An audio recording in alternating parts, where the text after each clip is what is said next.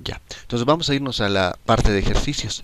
En la parte teórica habíamos visto el coeficiente de cultivo Kc, ¿no? Entonces, ¿para qué nos sirve el coeficiente de cultivo Kc? Para calcular la evapotranspiración de cultivo, de cualquier cultivo que nosotros queramos conocer su evapotranspiración, porque recuerden que es la multiplicación de la evapotranspiración de referencia por este Kc, ¿no? Ahora este ejercicio que nos dice que determinemos el valor del Kc para los 20, 40, 70 y 95 días para el cultivo de frijol seco, ¿no? ¿Ya? Entonces, aquí tenemos la etapa de desarrollo del cultivo, que sería la etapa inicial, que tiene una duración de 25 días y su Kc es igual a 0,15. La etapa de desarrollo del cultivo es 25 días, donde el Kc va desarrollando de 0,15 a 1,19, donde el Kc medio va a ser 1,19, ¿no? La etapa de mediados de temporada es 30 días y su Kc es igual a 1,19. Finalmente, la fase de final de temporada es 20 días y su Kc es igual a 0,35, ¿no?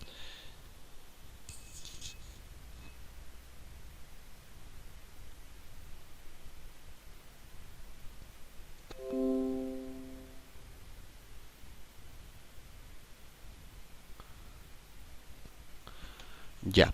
Entonces, una de las formas para resolver para hallar el Kc es a través del método gráfico, ¿no?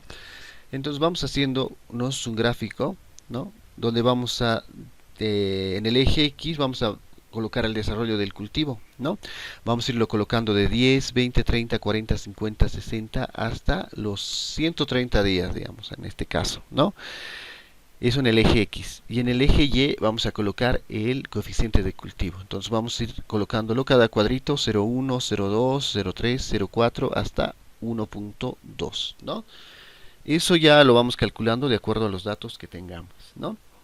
Entonces, vamos viendo, ¿no? 10, 20 aquí, 25 días, 25 días.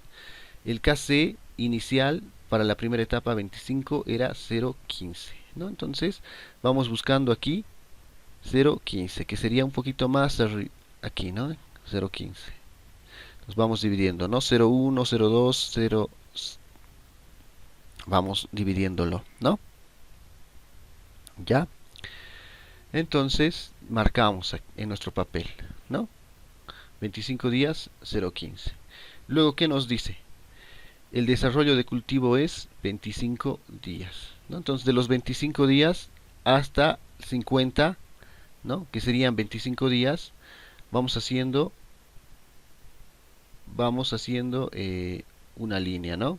Una línea, ¿ya? Y ¿qué nos dice? Que luego es la fase de mediados de temporada 30 días. De 50 vamos a contar 30 días más y eso sería hasta 80, ¿no? 80. Luego, ¿qué más nos dice? Que el final de temporada es 20 días, ¿no? Entonces, vamos a contar hasta de 80 más 10 más 100 sería 20, ¿no? Entonces, entre 80 y 100 habría 20 días, ¿no? Entonces, ahí tenemos las fases de desarrollo del cultivo, ¿no? Y vamos a ir buscando los Kcs para ir completando nuestro gráfico, ¿no? Entonces aquí es 1,19, ¿no? El Kc medio 1,19 y el Kc de finales de temporada 0,35, ¿no? 0,35, ¿ya? Entonces primero consiste en hacer este gráfico de aquí, ¿no? Estos datos lo volvemos a gráfico, ¿no? Y luego vamos a ir respondiendo las preguntas. ¿Qué nos decía la pregunta? Para 20 días, 40, 70 y 95 días, ¿no? Entonces, para 20 días, ¿cuánto será el Kc? Va a ser 0,15, ¿no? Luego nos dicen para 40 días. Entonces, hacemos una línea para 40 días, ¿no? Hacemos una línea transversal para los 40 días y su intersección aquí y nos dice que es 0.67, ¿no? Para 40 días. Para 70 días, vamos haciendo la línea para 70 días y el KC nos sale 1.19. El KC para 95 días, ¿cuánto será? Hacemos una línea aquí y vamos viendo cuánto va a ser su KC y ese es 0.56. ¿Ya? Entonces, nosotros luego conociendo la evapotranspiración de referencia y multiplicándolos por estos KCs, vamos a ver cuánto evapotranspira el cultivo, o sea, cuánto pierde el cultivo. Luego tenemos que saber cuánto llueve y de acuerdo a eso podemos hacer una programación de riego, ¿no? Para eso nos sirve esto. Y esto hoy lo van a ver con más detalle en riegos y drenaje, ¿no? Pero ya tienen la base del KC, ¿no?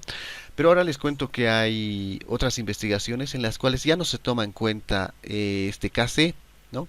Ya se toma en cuenta la cobertura vegetal o el canopy cover, que es una línea, es una curva de desarrollo como el KC, pero es más, no es tan recta, ¿no? Es más curvilínea y es más real, ¿no? Y hay modelos como Aquacrop que ya no toman en cuenta al KC, sino toman en cuenta el canopy cover o desarrollo del cultivo, no desarrollo del canopeo del cultivo, ¿ya? Entonces, tal vez han escuchado hablar de esos programas, ¿no? ¿Ya? Entonces, este ejercicio no sé si han entendido. Es facilito, ¿no? Es gráfico y se va haciendo intersecciones, ¿no? ¿Tienen preguntas con este ejercicio? Y les he mandado una tabla de coeficientes de cultivos de varios cultivos, ¿ya? Entonces les he mandado al WhatsApp.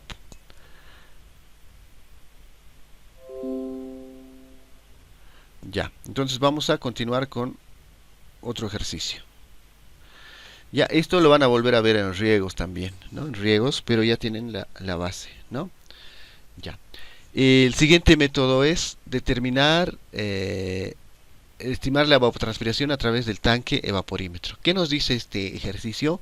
Nos dice que se recogieron los datos de evaporación diaria para la primera semana de julio para un tanque clase A instalado en un área verde rodeada por cultivos cortos bajo riego con una distancia de 1000 metros, cuyos valores fueron 8.2, 7.5, 7.6, 6.8, 7.6, 8.9 y 8.5 milímetros por día. En este periodo la velocidad media del viento fue 1.9 metros, la humedad relativa media diaria 73.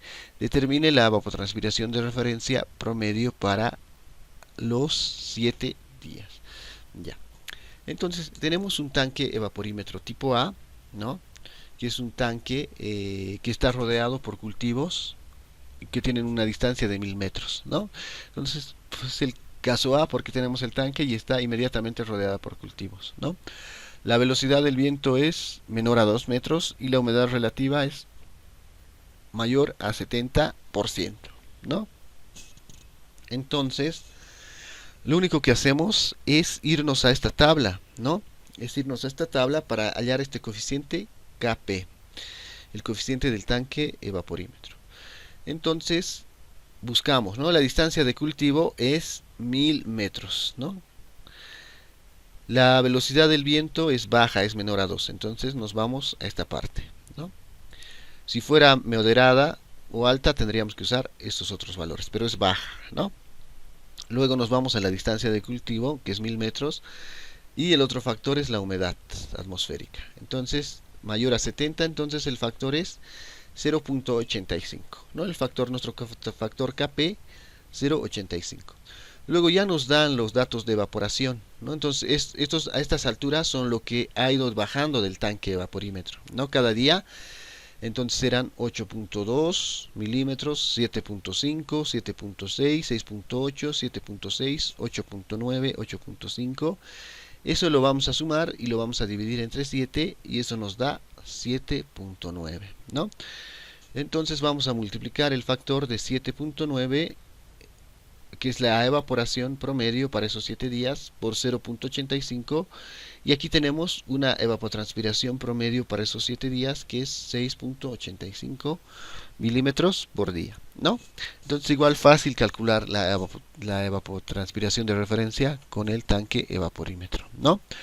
El siguiente ejercicio es a través del lisímetro, que nos dice que calculemos la evapotranspiración por medio de un lisímetro en el cual fue sembrado ryegrass. Los datos semanales son los siguientes, ¿no? Entonces la precipitación es 15 milímetros, ¿no? Se ha regado 20 milímetros. Drenaje o infiltración 2 milímetros, es decir que aquí se ha infiltrado en esta cámara, en este drenaje, lo que se ha infiltrado en el suelo es, y lo que está saliendo es 2 milímetros, ¿no? Y la humedad del suelo, al inicio hemos medido la humedad, ¿no? Era 30 milímetros, y luego al final hemos medido y era 33 milímetros.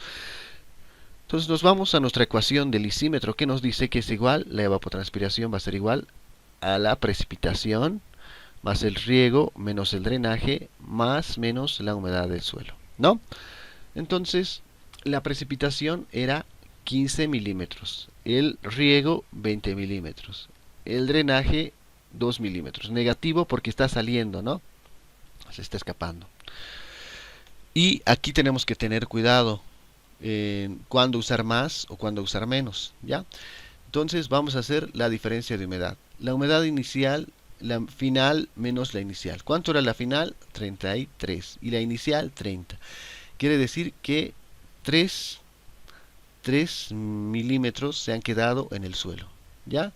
Por eso le vamos a colocar negativo, porque se ha quedado, no está yendo a evapotranspiración. Y ya sumamos, ¿no?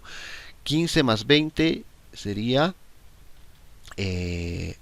35. 35 menos 2, 33. 33 menos 3, 30. ¿No? Entonces sería 30 milímetros por semana o para 7 días. Y para saber por día le dividimos entre 7 y vamos a tener que la evapotranspiración diaria es 4.9 milímetros por día. ¿Ya? Entonces eso es a través del lisímetro, ¿no? Entonces tenemos que conocer la precipitación, el riego, el drenaje y la humedad del suelo. ¿Ya? Entonces esos serían los métodos directos. Ya hemos visto con el tanque vaporímetro y el lisímetro, ¿no? Ahora vamos a ver con los métodos indirectos. Solo vamos a ver dos fórmulas, ¿ya? La de Hargreaves y la de Fao-Penman-Monti, ¿ya? En este ejercicio nos dice que calculemos la ETO para el método de Hargreaves en base a los siguientes datos. Nos dice que la temperatura máxima es 32, la temperatura mínima 17, la temperatura media 24.6, la radiación extraterrestre 16.6 milímetros por día, ¿no? Entonces, ¿cuál es la fórmula de Hargreaves?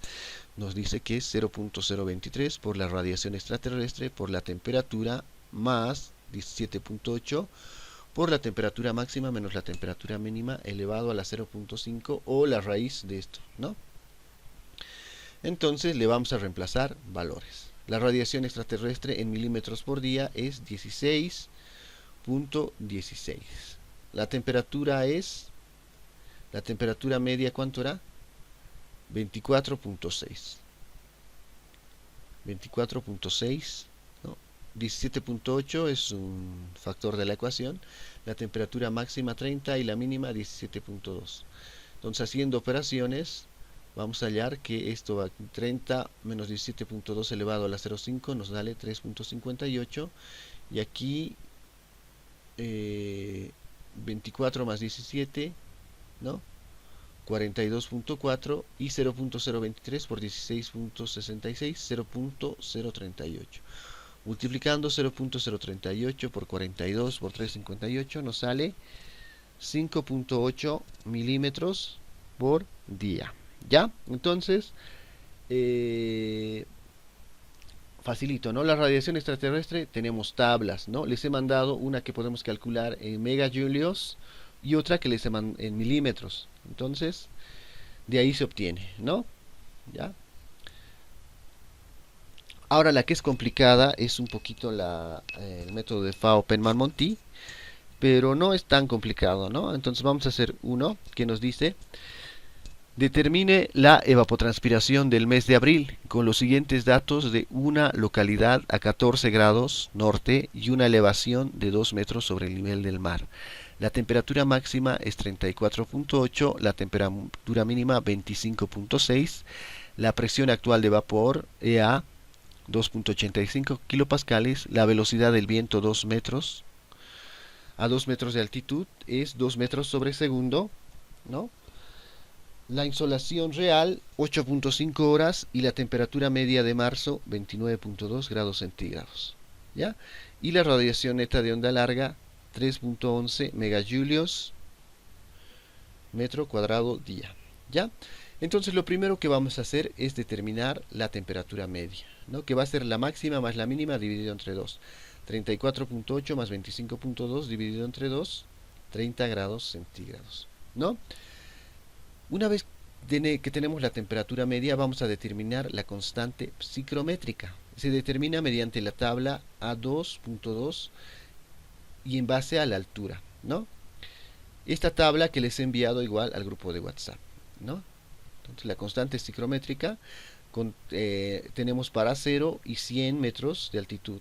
Y para esos valores nos dice que la constante es 0.067. Entonces, para 2 metros va a ser 0.067. No necesitamos interpolar, ¿no? Porque igual nos va a dar, ¿ya? Entonces ya tenemos la constante psicrométrica que es 0.067. Recuerden que necesitamos la temperatura media y la altitud de la estación, ¿ya? Lo siguiente que vamos a calcular es la pendiente de la curva de presión de vapor, ¿no? Este delta. Eso, ¿cómo la calculamos? Necesitamos la temperatura media. Entonces a nuestro gráfico podemos reemplazarle igual aquí en esta fórmula, ¿no? Pero mejor aquí en la tabla que les he enviado. Entonces aquí vienen los grados centígrados, ¿no? Entonces buscamos para 30 grados centígrados 0.243. 0.243. Entonces ya tenemos la pendiente de la curva de presión de vapor. El siguiente que vamos a calcular es el déficit de presión de vapor, que es la presión de saturación menos la presión actual, que eso hemos visto en humedad atmosférica, ¿se acuerdan? ¿Ya? Entonces, lo que vamos a hallar es la presión de saturación, porque la presión actual nos las dan, es 2.85 kilopascales, ¿no? Entonces vamos a hallar la presión de saturación. ¿Cómo hallamos la presión de saturación? Con esta fórmula, ¿no? 0.61 exp 12.27 por la temperatura más la temperatura por 237.3. Entonces para la temperatura máxima, ¿cuánto es? Le vamos a reemplazar 0.6108, ¿no? Aquí podemos usar las tablas o podemos usar las fórmulas, depende de ustedes. Entonces aquí le vamos a reemplazar 34.8 en esta fórmula de aquí y vamos a hallar que la presión para la temperatura máxima es 5.56. Luego hacemos para la temperatura mínima 0.6108 x 12.27 por 25.2, 25.2 más 237.3 y eso nos va a dar 3.25 kilopascales, ¿no? Ya. Entonces vamos a hallar la presión de saturación media, ¿no? Es decir, para la presión de saturación para la temperatura máxima y la presión de saturación mínima. 5.56 más 3.25 dividido entre 2 y eso nos va a dar 4.4 kilopascales. Entonces la presión de saturación va a ser 4.4 kilopascales y la presión actual nos los dan como dato 2.85, ¿no? Ya tenemos eso. Ahora vamos a calcular la radiación neta, ¿no? La radiación neta es igual a la radiación neta de onda corta menos la radiación neta de onda larga, ¿no? La radiación neta de onda larga nos las dan 3.11. Si no les dieran, tienen que calcular, y ya saben cómo, ¿no? Con la ecuación de con esa ecuación larga que tomamos en cuenta la constante de Stefan Boltzmann, el factor de nubosidad y el factor de humedad, ¿no? La ecuación de la radiación neta de onda larga, ¿no? Pero en este caso no las dan. Entonces lo único que vamos a calcular es la radiación neta de onda corta o el balance de ondas cortas. ¿Te acuerdan cómo era la fórmula? Era igual a 1 menos el albedo por la radiación solar. Ahora el albedo es el cultivo de referencia, entonces 23%, ¿no? 0,23. Lo que nos falta es la radiación solar global. ¿Se acuerdan cómo calculábamos? lo hacíamos a través de esta fórmula, ¿no? A más B por N sobre N mayúscula. N minúscula es la insolación real. Es decir, cuántas horas de sol ha habido sin que haya nubes, ¿no? Y N máxima es desde qué hora sale el sol hasta qué hora se entra, que no depende de la nubosidad. Y la radiación extraterrestre, que la calculamos mediante tablas, ¿no? Recuerden que si no nos dan valores de A y B, asumimos los siguientes valores para A 0.25 y B 0.5, ¿ya? Entonces, la insolación real, que depende de la nubosidad, eso nos las dan, es 8.5 horas, ¿no? Entonces vamos a calcular mediante tablas la radiación extraterrestre y las horas sol máximas, ¿no? Mediante tablas, la tabla A2.4 y A2.5. Ya. Entonces, con esas tablas vamos a encontrar que para 14 grados norte era, ¿no? Y para el mes de abril. Entonces vamos a encontrar que es 38.1 y 12.3, ¿no? Aquí está, ¿no? Entonces necesitamos conocer la latitud. Y es latitud norte, ¿no? Hemisferio norte 14 y para abril es 38.1. ¿Ya? 38.1. Lo mismo para la insolación máxima. Para 14 grados norte 12.3. Entonces ya tenemos. Entonces vamos a reemplazar en nuestra ecuación en nuestro modelo de Armstrong, ¿no? A 0.25 más 0.5 por 8.5, que es la insolación real, sobre la insolación máxima 12.3, por 38.1, que sería la radiación extraterrestre. La radiación solar 22.69, ¿no? Entonces, ya tenemos la radiación solar, hallamos la radiación neta de onda corta, va a ser 1 menos 0.23 por 22.6, y eso va a ser 17.47 megajulios metro cuadrado día. Es así que la radiación neta va a ser 17.47 menos 3.1. Esta radiación neta de onda larga ya nos los dan como dato, no necesitamos calcular en este ejercicio. Entonces la radiación neta 14.37, ¿no? Luego vamos a determinar el flujo de calor del suelo, ¿no? Y para eso tenemos dos fórmulas, ¿no? Esta que tenemos que saber de un mes posterior y un mes previo al mes que tenemos que conocer, ¿no? Para este caso, abril. Esta otra fórmula es 0.14 por el mes de abril menos la temperatura de un mes anterior, que sería el mes de marzo, ¿no? Entonces vamos a calcularla con esta fórmula. Entonces 0.014 por la temperatura del mes I, que sería del mes de abril. Para el mes de abril, ¿cuánto hemos calculado? 30 su temperatura media, ¿no? Y la temperatura media de marzo es 29.2, ¿no? Eso igual nos los dan como datos. Vamos a volver al ejercicio. Y nos dice, ¿no? La temperatura media de marzo es 29.2, ¿ya? Entonces nos dan la temperatura de un mes previo para calcular el flujo de calor del suelo, ¿ya? Entonces, vamos a ir 0.014, 30 menos 29.2, 0.112 megajulios metro cuadrado día, el flujo de calor del suelo, ¿ya? Entonces ya tenemos todo para reemplazarlo en nuestra ecuación de Fao-Penman-Monti, ¿no? Entonces, le vamos reemplazando 0.014 por la pendiente de la curva de presión de vapor 0.243, ¿no? La radiación neta 14.37, ¿no? El flujo de calor del suelo 0.011 más la constante psicométrica era 0.0074. La temperatura media es 30 más 273. La velocidad del viento a 2 metros sobre el nivel del mar era 2 metros. La presión de saturación 4.4, la presión actual 2.85. Aquí la constante, la curva de presión de vapor 0.243, la constante 0.0674, 1 más 0.34 por la velocidad del viento, que sería 2, ¿no? Nos vamos haciendo operaciones, ¿ya? Toda esta parte de aquí, 0.408 por 0.243 por 14.37 menos 0.12 nos sale 1.41, ¿no? Luego hacemos esta operación de este lado, ¿no? ¿Ya? Y eso nos va a dar todo esto de aquí, 900 dividido entre 30 más 273 por 2 por 44 menos 285, eso nos va a dar 3.1, ¿ya? Y por 0.2, ¿no? Ya. Entonces, esta parte de abajo igual vamos haciendo y nos da 0.11, ¿ya? Y hacemos esta operación de arriba y nos da 2.03, la de abajo 0.353. Y haciendo la división encontramos que la ETO es 5.75 milímetros por día, ¿no? Redondeando 6 milímetros por día la evapotranspiración de referencia.